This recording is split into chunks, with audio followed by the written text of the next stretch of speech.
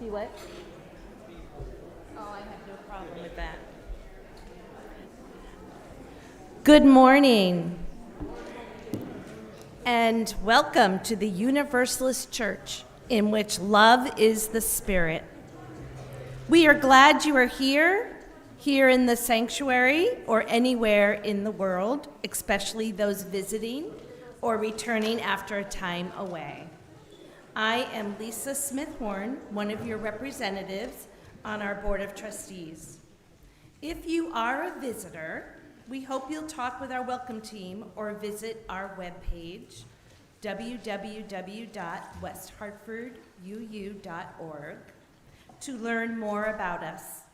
Our guest book or online contact page will help you get into our electronic mailing list. Our electronic communications are the best way for us to stay connected. We look forward to helping you become part of the Universalist Church. We're in the seasons of colds, flu, and COVID, with more people feeling ill. Masks are always welcome here. If you are unvaccinated or would prefer a mask, our ushers have some that we're happy to share. After worship, we'll have fellowship in Fisk Hall and through Zoom. If you need help finding your way to Fisk Hall for our fellowship hour, any member of the church will be happy to guide you. Just look for someone wearing a Universalist Church name tag. You can find the link for Zoom in your weekly news or on our Breeze calendar. If you aren't getting the weekly news, please sign up for it on our website. And now I invite you to take a moment to make your mobile phone silent, turn off your email, put away your keyboards, and settle in for worship.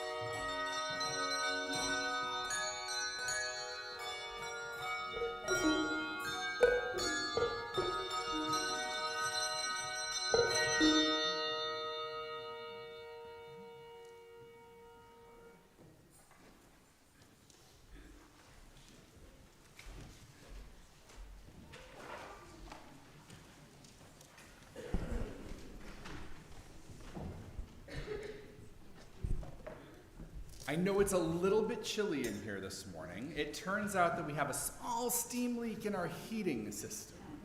So we're going to rely on our bodies and our excitement and a few candles to warm up the sanctuary while we're here. I am told that there is somebody coming to work on it. We'll see if that kicks in during the service or not. But if you're at home and warm and comfortable, if you would light your home chalices while we light ours in here, maybe we can generate some warmth everywhere.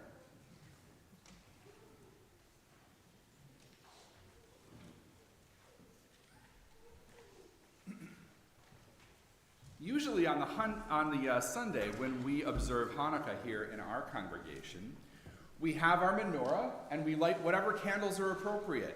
But it turns out that Hanukkah doesn't actually start until tonight. So we're not going to light the candles right now because that would be a little weird and a little premature. But we are going to begin by observing that we are a congregation of many different religious backgrounds, many ways of celebrating, many ways of observing what we know to be holy. And so today, as we think about the lessons of Hanukkah, we're also going to say the words that are the prayer for lighting the menorah in anticipation of this evening and to share in this observance together. My pronunciation of Hebrew is terrible. So rather than be the one who absolutely just does a shameful and embarrassing job of it, I'm going to read the words to you in English. Blessed are you, O God, ruler of the universe, who makes us holy through your commandments and commands us to light the Hanukkah lights. Our opening hymn is number 223 in the Gray Hymnal. Please rise in body or in spirit in the sanctuary or wherever you are as we sing together. Number 223, Rock of Ages, Let Our Song.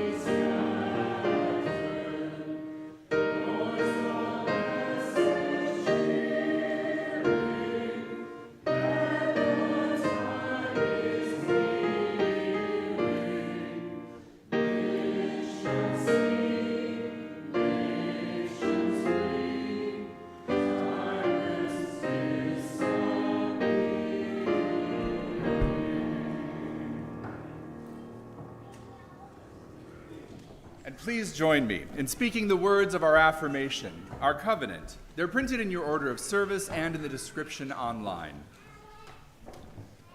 Love is the spirit of this church, and service is its law. This is our great covenant, to dwell together in peace, to seek the truth in love, and to help one another. Please be seated.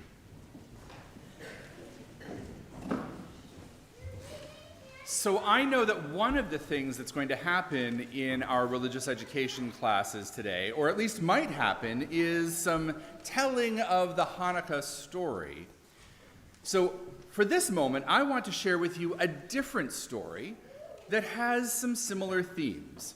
And I know that I've shared this with you all quite a few years ago now, but I think this is one you might enjoy hearing again.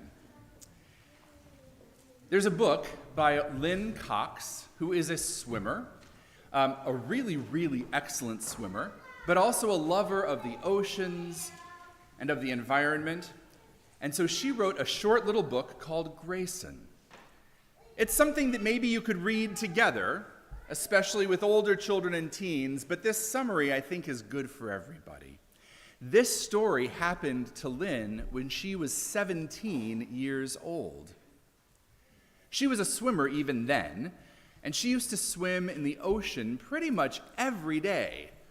She would train and train and train, go as far as she possibly could.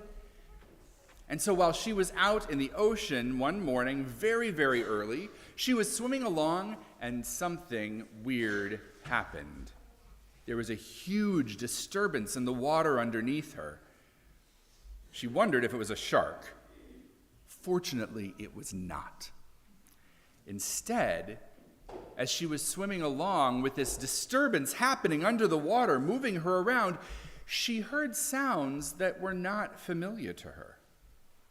And after a little while, after watching and looking and swimming and listening and feeling, she realized that it was a baby whale. And it was staying very, very close to her. She'd been paying attention to what the ocean was like and to what its creatures were like, and so she realized, too, that it was a baby gray whale. And she was wondering why this whale was staying close to her. Baby whales are still very, very big, in case you did not know. She says this one was like 18 feet long, and that's just a baby, but it was still big enough to shift the water underneath her. But it seemed like it was still young enough to know when it was lost. And so it followed her as she swam, and she had a friend back on shore who was watching her swim. And so at some point she swam back as close as she dared with this whale following and shouted, "Hey, I've got this baby whale following me. I think it's lost. I think it needs its mom, and I don't know how to find it. The ocean is really big. How will I ever find its mother?" And so her friend reached out to the Coast Guard and tried to figure out how on earth they could find a whale mom in the great big ocean. She was afraid that if he kept swimming with her, he would get so lost that he would easily struggle, not find his family, maybe become something that would get eaten by other things like that shark that she was afraid of. So she started to swim and swim and swim, and she got to a place where there was a buoy that she could hang on to if she needed to, that was close to where the gray whales were all swimming together. She hoped that Grayson would follow her out there, and maybe, just maybe, that if they waited long enough, Grayson would hear his mother and reunite with her. She swam for miles and miles and miles, and then she waited for a long, long time. And she writes this little passage about what it was like to wait. I told myself to wait for 5 minutes. And when 5 minutes passed, I asked myself again, how much longer should I wait? And the answer came to me. Wait as long as you need to. Because the waiting is as important as the doing. It's the time you spend training and the rest in between. It's painting the subject and the spaces in between. It's the reading and then thinking about what you've read. It's all the written words, what is said and what is left unsaid. It's the space between the thoughts on the page that makes the story. It's the space in between the notes, the intervals between fast and slow that makes the music. It is the love of being together, the spacing apart, the tension when you are further away that brings you back together. Now, if you want to know how this story ends, and I know I would want to, you need to read the book. I'm not going to spoil it for you. You might have to wait just a little while to find out. But I can tell you that much like the story of Hanukkah, it ends with a bit of a miracle. And so today, our 1st through 5th graders will go to their class in the program center on this floor. It's basically behind the sanctuary as you walk through the hallway. It's the room with the clouds painted on the back wall. Everybody else will go to the normal classes. Parents, if you will pick your 1st through 5th graders up in the program center, that will be a great help. All right, let's join together in singing our children and their teachers to their classes. The words for the song are printed in the order of service.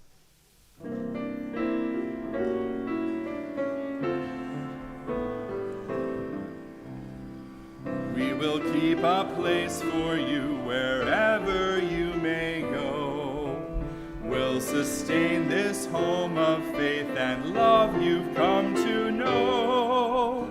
Go in peace, bring hope to hearts that yearn. We will keep a place for you till you return.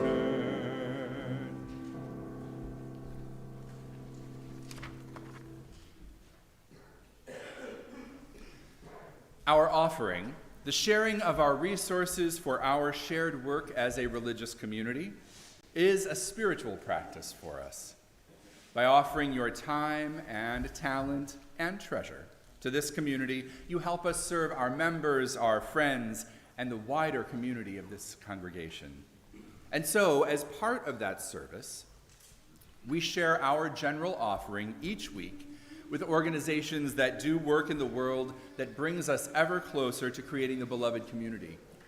They do the things that we, perhaps in this church, can't necessarily do on our own, but we are happy to help make it possible elsewhere. And so this month we share our offering with Interval House. Founded in 1977 in the basement of a Hartford church by women who wanted to help those who were suffering in silence, Interval House is the largest agency in the state of Connecticut dedicated to ending domestic violence. Interval House has long been committed to empowering its clients, providing a nurturing and encouraging environment for the victims of domestic violence to heal and acquire the tools to move forward.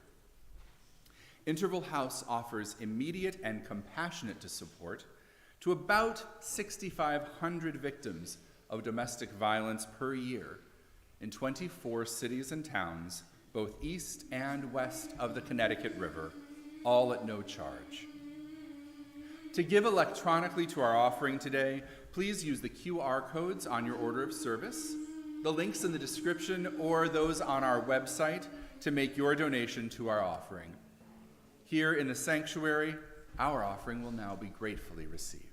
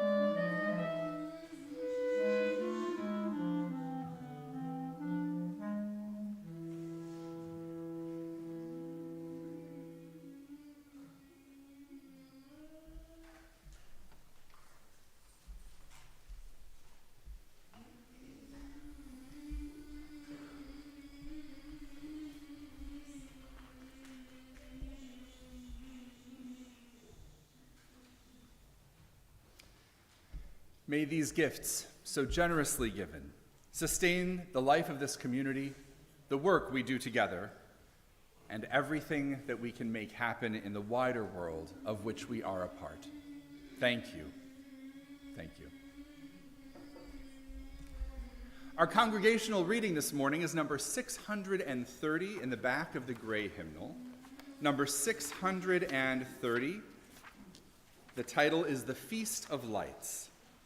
I'll speak the words in Roman type, and we'll speak together the words in italics. Please rise, in body or in spirit, as we speak together.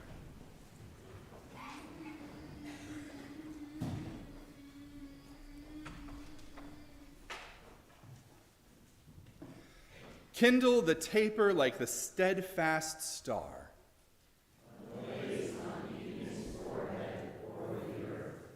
And add each night till a luster till afar.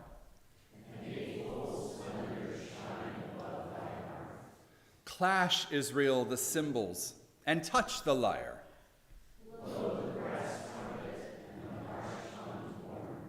Chant psalms of victory till the heart take fire. Let's join in singing our doxology.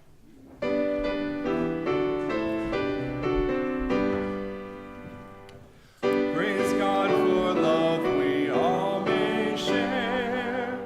Praise God for beauty everywhere. Praise God for hope of good to be. Praise God for truth that makes us free.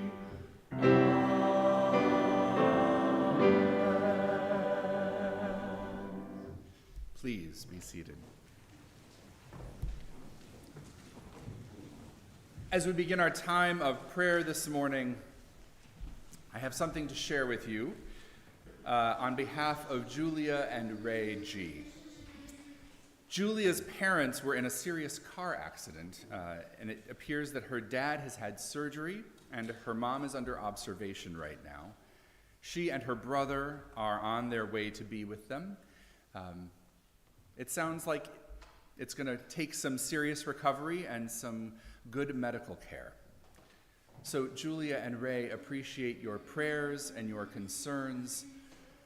I don't know that they need an outpouring of contact immediately, but certainly cards and well wishes, I'm sure, are welcome. And they'll keep us informed as to what's happening, I'm sure, too. Please join with me in a moment of prayer.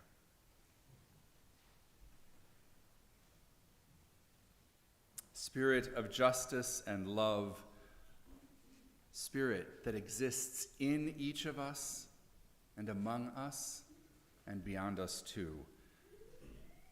We offer our thanks for every way in which you move throughout the world, through our acts of compassion and those of others to us, through acts of grace and mercy that bring us closer to creating true good, through the choices and decisions that our leaders make when they fall in line with the long arc of the universe, bending beautifully toward justice. And in particular, we can be grateful for leaders when they make this state a safer place for queer families and trans people, particularly trans children, those seeking reproductive health care of many kinds. We can be grateful for all those who do the work of strengthening democracy here within the congregation and beyond it as well. What we learn from Judaism as one of the sources of our faith is that to change the world for the better is a sacred act, a mitzvah, a blessing, but also tikkun olam, repairing the world. Justice is not just a secular task, but a holy one, part of what the divine asks of us individually and together. And therefore, in this moment, reminded by Hanukkah, We celebrate the efforts of those among us who have fought and prayed and taught and talked, hoping to change the world. And we know, too, that with all the ways the world must change, that the work is not yet done. So let us pledge ourselves, each, to the work that we can do, knowing none of us can do it all, but that together we may change the world for each and every one of us, so that everyone can live in a world in which we thrive, in which we are blessed, in which we have all that we need to connect with the deepest parts of ourselves and the most wonderful parts of everything beyond us, too. Let us take a moment in stillness for our own prayers now.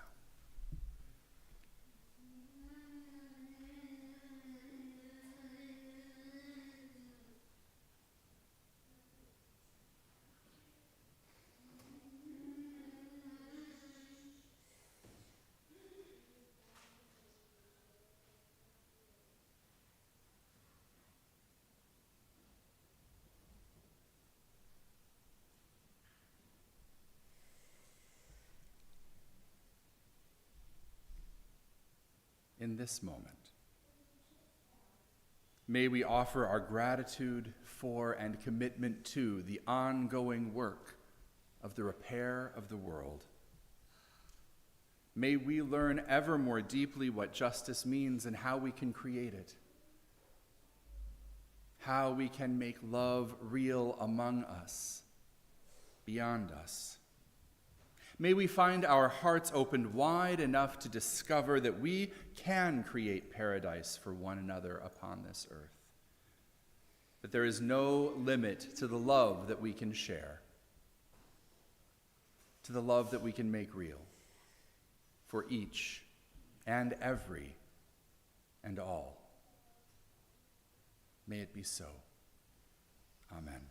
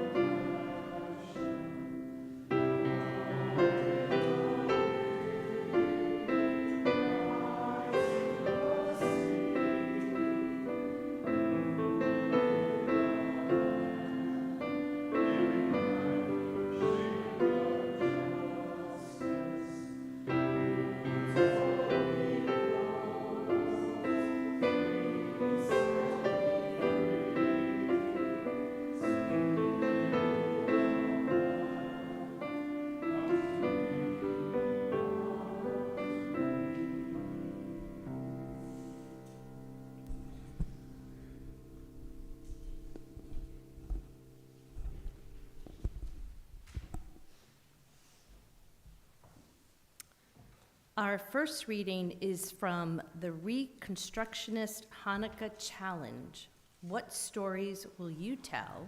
By Brian Schwartzman. Who doesn't love Hanukkah? Lighting candles, eating scrumptious jelly donuts, opening presents, inflating dreidels, taking up entire lawns. Yet, Hanukkah isn't just play.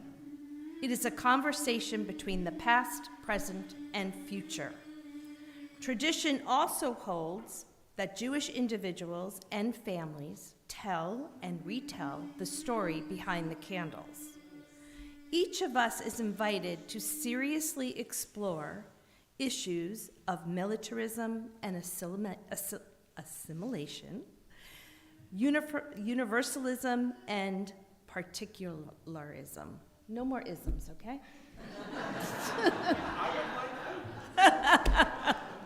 Woo. One could argue that the entire history of the holiday and its observance demonstrates the Reconstructionist understanding that Judaism is the evolving religious civilization of the Jewish people.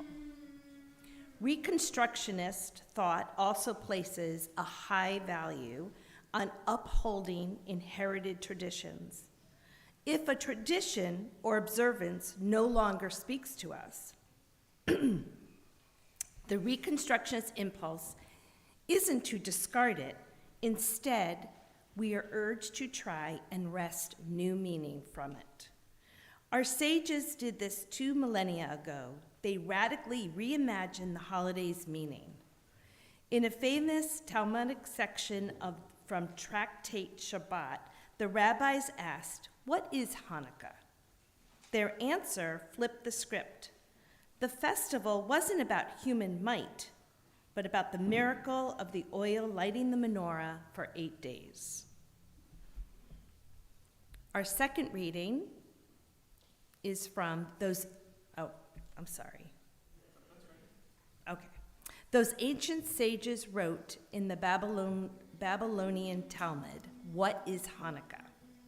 Our rabbis taught, beginning on the 25th day of Kislev are 8 days of celebration on which mourning and fasting are prohibited. Because when the Hellenists entered the sanctuary, they defiled all the oil that was found there. When the Maccabees triumphed, they looked for the oil to light the eternal flame and only found one container with the seal of the high priest intact, indicating that it was kosher and fit for use in the temple. The vial contained enough oil for only 1 day, but a miracle occurred, and they were able to keep it lit for 8 days from that container. The following year, those 8 days were established as a holiday that includes poems of praise and thanksgiving.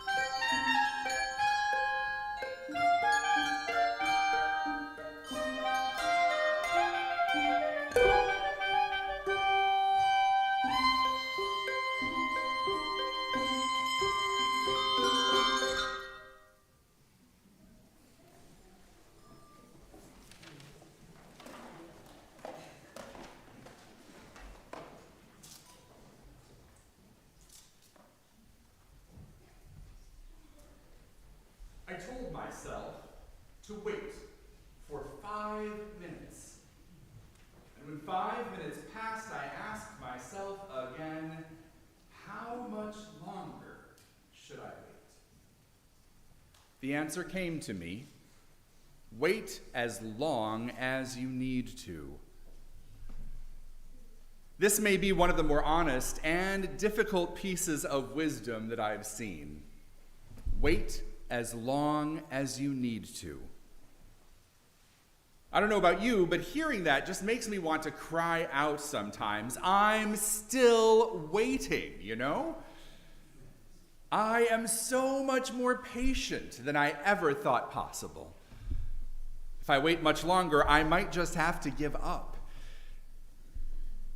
But when it is that there is something so important, so worth waiting for, there is no choice but to do what we can and then wait.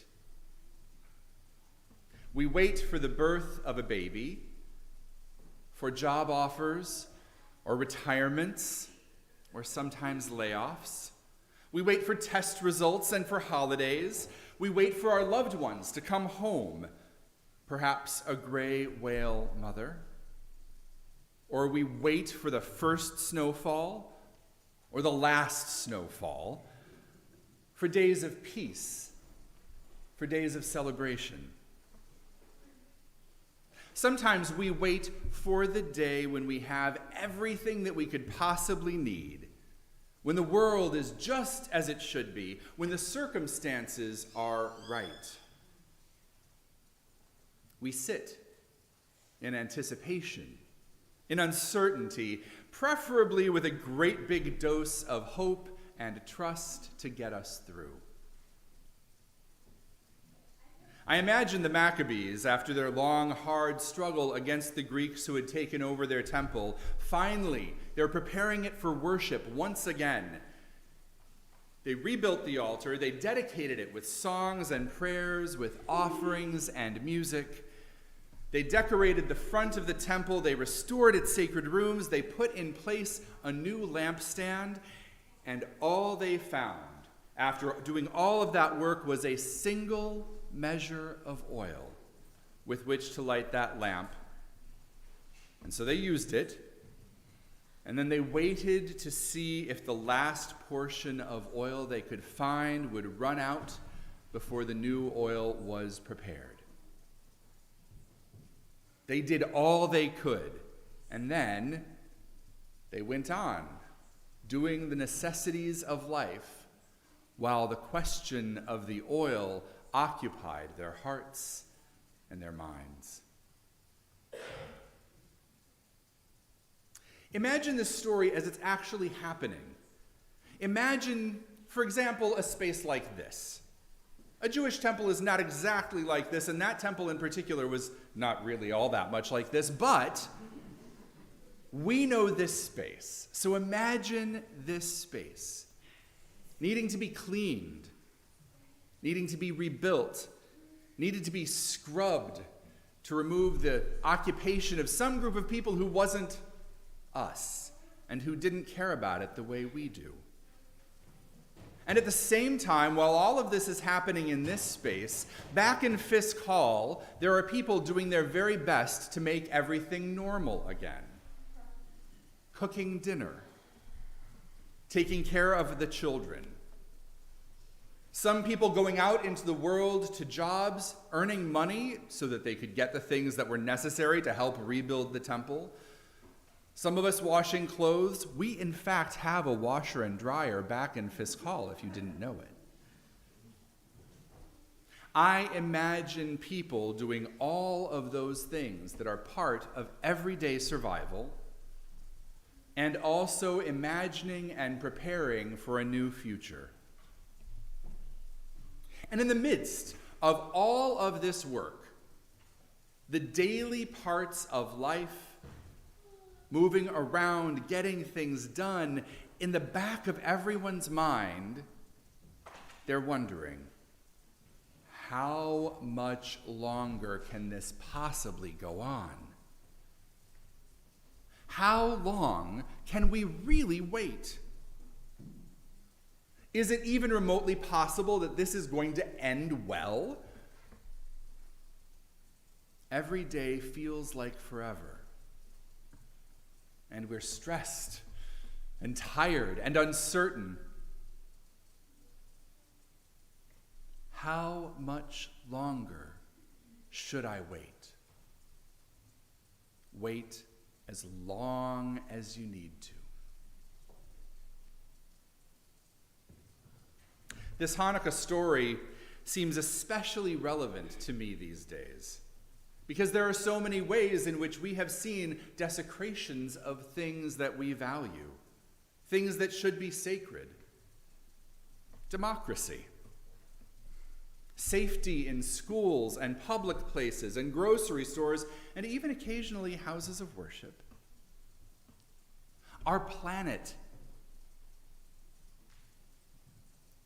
falling prey to very predictable oil spills, like in this past week, from pipelines, as well as just the accumulation of years of failing to be good stewards of our planet and our resources, resulting in climate change. We have a lot to clean up and repair.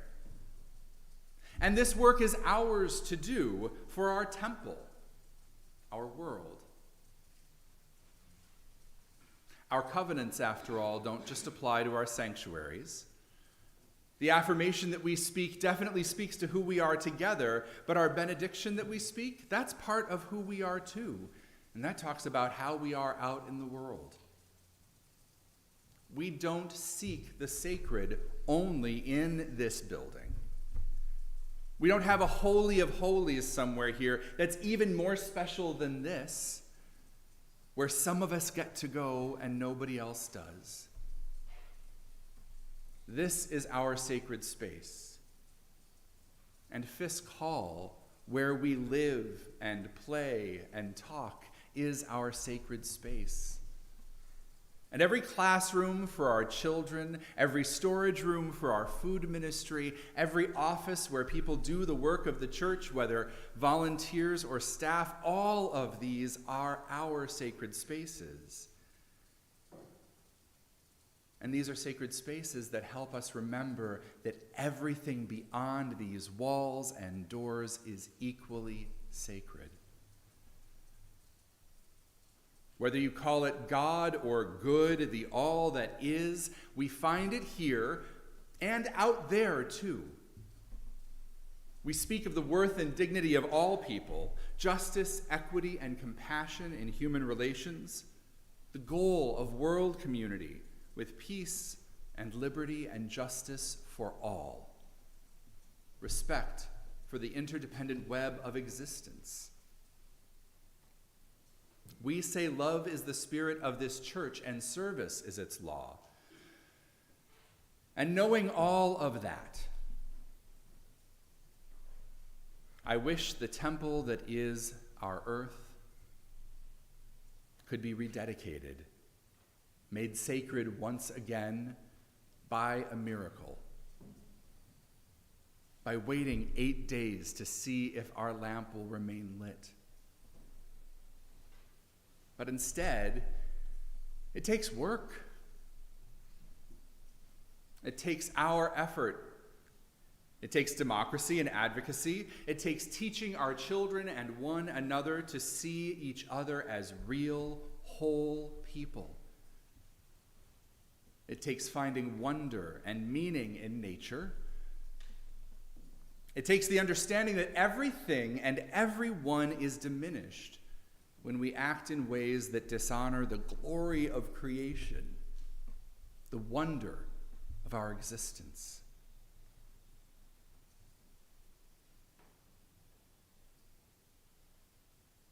And we understand this here in this space in one way.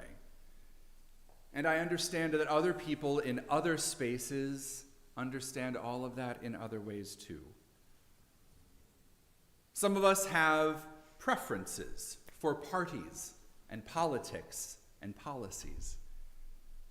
And in other places, people have different perspectives. And in this one, certainly, for as many people as there are in this room, there are at least half again as many other ways of thinking. We are not a people all of one mind. And that's okay. Across our differences, but within our covenants, our promises as Unitarian Universalists, all of those things call us to do what the Maccabees did. Clear out what doesn't belong.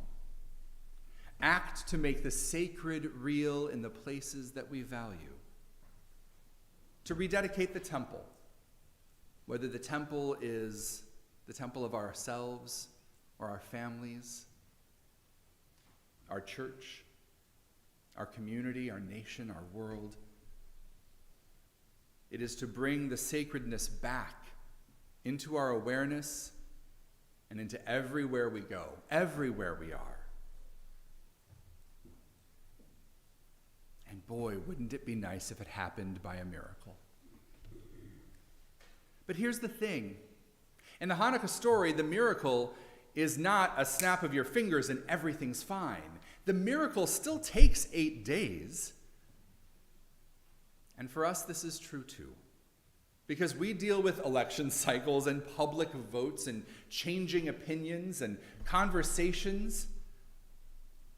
Moving issues forward can take years. Cultural change requires work in the moment and a long-term vision. And while we wait for the world to become what we think it should be, we actually have to do the things that will help us get there. And so I imagine the Maccabees saying these words, and then I imagine them easily coming out of my mouth. How much longer can this imperfection be? How long can we wait? Is it truly possible that all of this will end well? How much longer should I wait? Wait as long as you need to.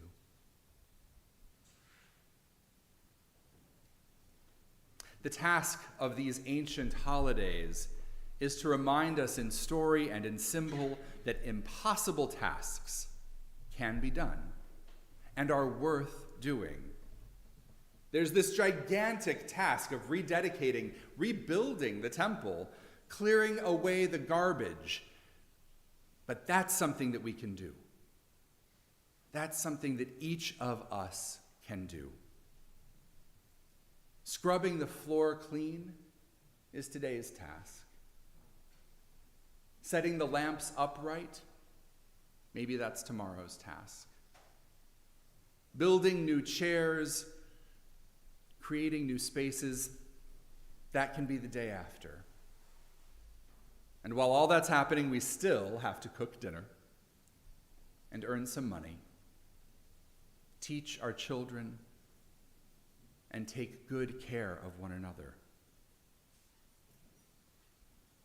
As much as we wish that everything was perfect right now, it's not. And change takes time. So we do what we can, and then we wait. And this is the lesson that Hanukkah and Advent both share. That waiting is part of living. It's not the part that we have to gloss over. It's not like in a movie where we see a montage of things happening to get us from here over to here, and suddenly everything's great again.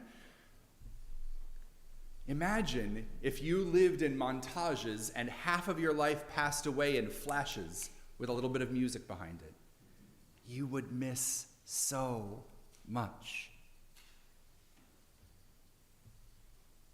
The waiting is as important as the doing.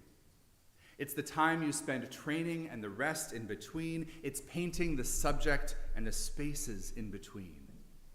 It is the reading and the thinking about what you've read. It's the written words, what is said, what is left unsaid, the space between the thoughts on the page that makes the story. It's the space between the notes, the intervals between fast and slow that makes the music.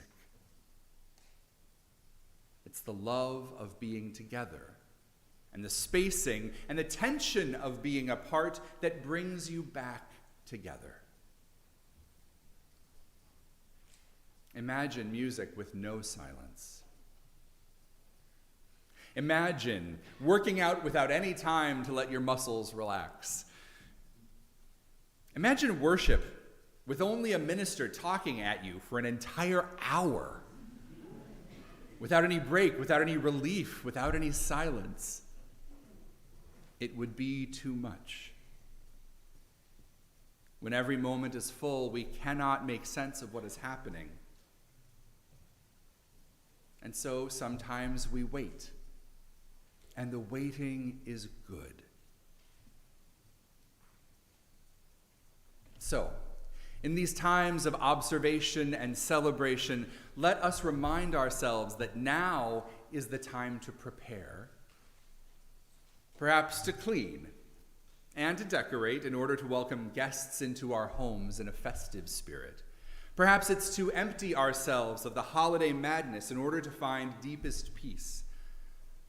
Perhaps to develop a new and hopeful vision for yourself and the communities that you love.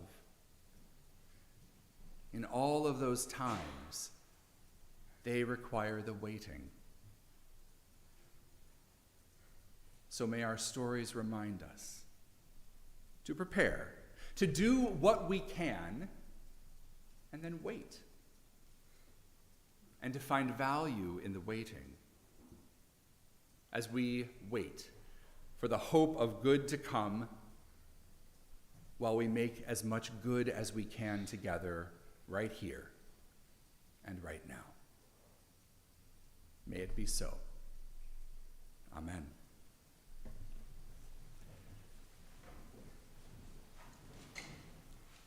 Our closing hymn is number 391 in the gray hymnal. Number 391.